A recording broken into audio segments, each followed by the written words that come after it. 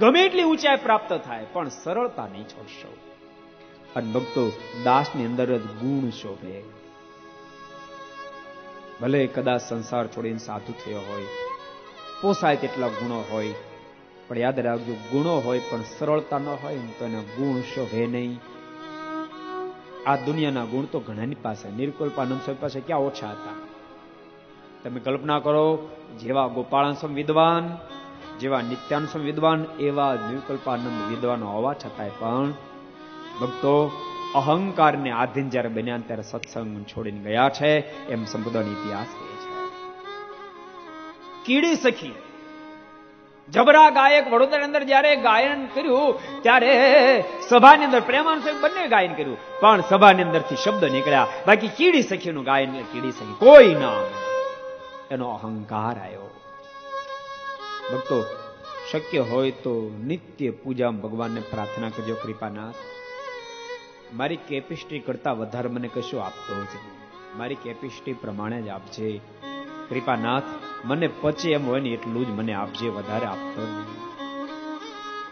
માલિક નહીં પચે એટલું તું આપીશ, અપચો થશે.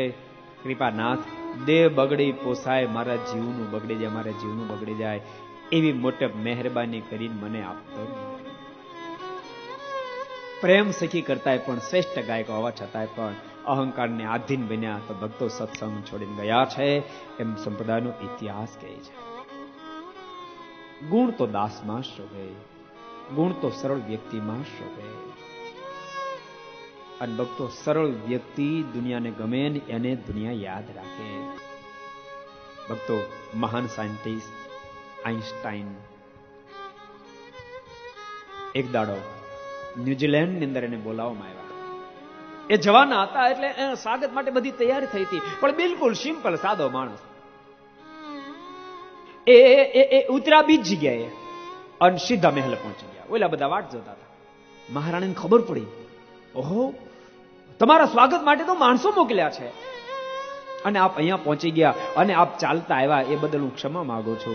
અને ત્યારે આઈન્સ્ટાઈનના મોઢામાંથી શબ્દ નીકળ્યા, એમાં માફી માંગવાની ક્યાં વાત છે, મેં જ ભૂલ કરી. સ્વાગત માટે લોકો આવ્યા હતા, એની સામે ન જોયું. મને એમ કે બીજાના સ્વાગત માટે આવ્યા છે, હું આવતો રહ્યો. અને સાંભળો, આપ ચિંતા ન કરો, મને આમ ચાલવાની બહુ ટેવ છે એટલે મને જરાય તકલીફ પડી નથી. અને ત્યારે મહારાણીના મોઢામાં શબ્દ નીકળ્યા, મારા મનમાં એમ થતું હતું દુનિયા શા માટે આઈન્સ્ટાઈન કરે છે. આજ મને ખબર પડી, ફક્ત આપ સાયન્ટિસ્ટ છો એટલે નહીં, પણ આપની સરળતા લઈને દુનિયા આધીન બની ગઈ, દુનિયા આધીન બની ગઈ.